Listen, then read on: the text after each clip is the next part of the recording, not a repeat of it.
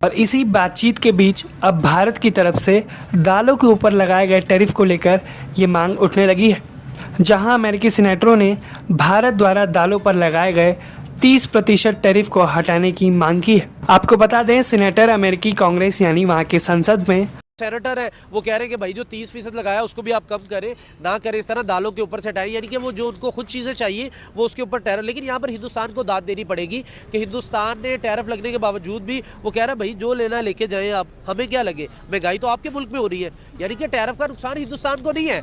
हिंदुस्तान 100 रुपए की इनके साथ बना के रखनी है and so on and so fourth. वो जो 2024 में ये लोग प्रेडिक्ट कर रहे थे वो तो बिल्कुल उल्टा हो गया। अमेरिका और आगे हम जाके डिस्कस करते हैं उनकी जो नई ग्लोबल स्ट्रेटजी है, it is not at all what India was thinking it might be. और इंडिया ने बड़ी मेहनत की थी to establish a relationship with America, और डोनाल्ड ट्रंप ने कितनी जल्दी उसको उड़ा के रख दिया। पड़ रहा है। अमेरिकी सेनेटरों के द्वारा ये मांग ऐसे समय में आई है जब हाल ही में जानकारी सामने आई कि भारत और अमेरिका के बीच ट्रेड डील को लेकर कई चरणों की बातचीत हो चुकी है और जल्द ही इसको लेकर कोई ऐलान हो सकता है। इसलिए अब अमेरिका के भीतर से ये मांग उठ रही है और राष्ट्रपति ट्रंप से उनके ही देश के लोग भारत से बात करने की मांग कर रहे हैं। न्यूज़ आई है कि अमेरिकन जो सेनेटर्स हैं उन्होंने प्रेसिडेंट को खत लिखा है कि जो इंडियन का भारत की दालों पर जो टैक्स लगाया गया है, अमेरिका की तरफ से टैरिफ लगाया गया 30%, उसको हटा लिया जाए, क्योंकि जो अमेरिका में किसान हैं इससे उनको बहुत मुश्किलात पेश आ रही है। महर तनवीर हमारे साथ मौजूद हैं, इनसे पूछते हैं क्या कहेंगे। जी, सबसे पहले तो बहुत बहुत शुक्रिया आपका इन्वाइट करने में शो में। देखिए ये होना ही था, जिसमें हमारे मेरा ख्याल है चोट साहब नॉर्थ कोरिया को तो रिकॉग्नाइज ही कोई नहीं करता। नॉर्थ कोरिया को तो रिकॉग्नाइज ही कोई नहीं करता। सवाल दरअसल ये होगा ना कि वो उनको जितने मुल्क रिकॉग्नाइज करते होंगे उनमें से उनकी स्पेस होगी, तो अब जारी बात है दुनिया में नॉर्थ कोरिया से तो बेहतर।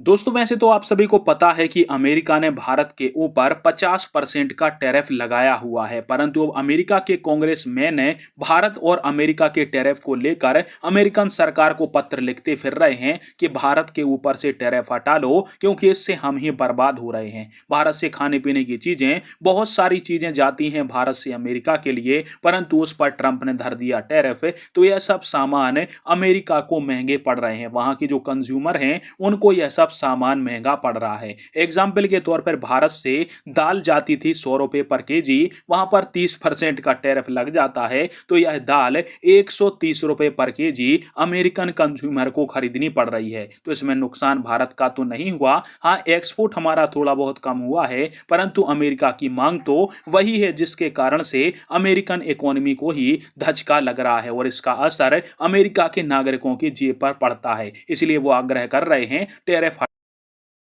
ये जवाब भारत ने टैरिफ लगाकर ही दिया है और अमेरिका में मांग उठने लगी है कि भारत से रिक्वेस्ट की जाए राहत देने की। दरअसल भारत अमेरिका के बीच ट्रेड डील पर बात चल रही है और इसी बातचीत के बीच अब भारत की तरफ से दालों के ऊपर लगाए गए टैरिफ को लेकर ये मांग उठने लगी है, जहां अमेरिकी सीनेटरों ने भारत द्वारा दालों पर लगाए गए 30% टैरिफ को हटाने की मांग की है। आपको बता दें, सीनेटर अमेरिकी कांग्रेस यानी वहां के संसद में अपने राज्य के चुने हुए प्रतिनिधि होते हैं और न्यूज़ आई है कि अमेरिकन जो सेनेटर्स हैं उन्होंने प्रेसिडेंट को खत लिखा है कि जो इंडियन का भारत की दालों पर जो टैक्स लगाया गया है, अमेरिका की तरफ से टैरिफ लगाया गया 30%, उसको हटा लिया जाए, क्योंकि जो अमेरिका में किसान हैं इससे उनको बहुत मुश्किलात पेश आ रही है। महर तनवीर हमारे साथ मौजूद हैं, इनसे पूछते हैं क्या कहेंगे। जी, सबसे पहले तो बहुत बहुत शुक्रिया आपका इन्वाइट करने में शो में। देखिए ये होना ही था, क्योंकि इंडिया से काफ़ी बड़ी मिकदार में जो अमेरिका है वो चीज़ें जो है वो इंपोर्ट करता है, तो एक्सपोर्ट करता है हिंदुस्तान। तो ये जो दालें वगैरह है ना, ये तो बहुत बड़ी तादाद में वहाँ से डेयरी फार्म का बहुत बड़ा जो है वो एक जहाज़ जाते हैं भर भर के वहाँ से, तो काफ़ी ज़्यादा जो अमेरिका है वो इंडिया के ऊपर इन्हिसार करता था।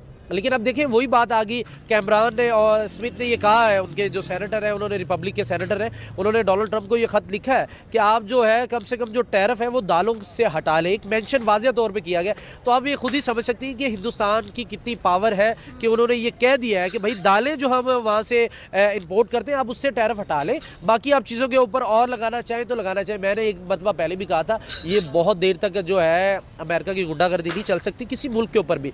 देखिए एक खुला बदमाश है, ये खुला एक टेररिस्ट है। ये किसी भी मुल्क के ऊपर जो है वो टैरिफ लगा देता है, किसी भी मुल्क के ऊपर ये चाहे हर चीज़ कर देता है। तो हिंदुस्तान है, उसके ऊपर जो टैरिफ है वो लगाना इनके साथ बना के रखनी है and so on and so fourth. वो जो 2024 में ये लोग प्रिडिक्ट कर रहे थे वो तो बिल्कुल उल्टा हो गया। अमेरिका और आगे हम जाके डिस्कस करते हैं उनकी जो नई ग्लोबल स्ट्रेटजी है, it is not at all what India was thinking it might be. और इंडिया ने बड़ी मेहनत की थी to establish a relationship with America, और डोनाल्ड ट्रंप ने कितनी जल्दी उसको उड़ा के रख दिया। वो और बात है कि बाद में 6 माह के बाद या 8 माह के बाद या महीने साल के बाद जब यूक्रेन के अंदर कोई सेटलमेंट होती है तो America will try and come back to establish a relationship with India. मगर इस वक्त तो US-India relations are down by the same criterion जैसे Pakistan-US relations are on the rise. तो so I think this was an important visit for both Russia and for India. Russia is under pressure, India is under pressure. Right. और both were trying to work together कि किसी तरीके के साथ ये pressure को deflect किया जाए। और तो इसीलिए एक है जी हम तो तजारत बढ़ाएंगे। अभी तजारत क्या बढ़ाएंगे? रशिया की एक्सपोर्ट्स हैं टू इंडिया जिसमें 80% इज ऑयल, और इंडिया की जो है 5-6-7 बिलियन है। का अच्छा खासा फर्क है। अब तो कुछ भी नहीं ना, तो अब क्या ये तजारत बढ़ाएंगे?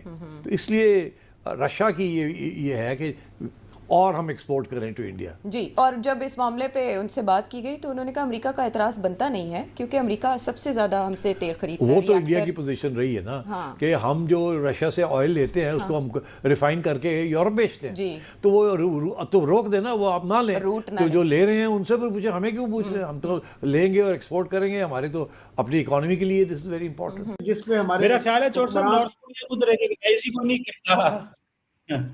नॉर्थ कोरिया को तो रिकॉग्नाइज ही कोई नहीं करता। सवाल दरअसल ये होगा ना कि वो उनको जितने मुल्क रिकॉग्नाइज करते होंगे उनमें से उनकी स्पेस होगी।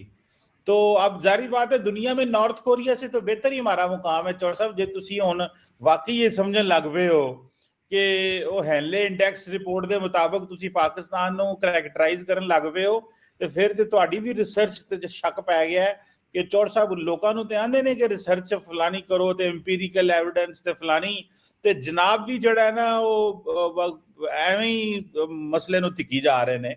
मतलब अब आप अगर ये समझते हैं कि नॉर्थ कोरिया से भी हम नीचे हैं तो फिर तो मतलब चौर साहब बिस्मिल्लाह पढ़ लीजिए कि तुसी भी इतने बायस हो गए हो की गल है। चीमा साहब आप अभी जो है चैट जीपीटी पे जाके या गूगल पे जाके लिखिए कि पाकिस्तान के पासपोर्ट की इंटरनेशनल रैंकिंग क्या है, नॉर्थ कोरिया की क्या है। ओके, मुझे एक बात बताएं, what is the major, how do you quantify any nation's relevance, any nation's power? कैसे इसको क्वांटिफाई करते हैं? पासपोर्ट से क्वांटिफाई होता है? मुझे एक बात बताएं जरा। सवाल है ना एक, मतलब मिसाल के तौर पे अगर मैं कहूं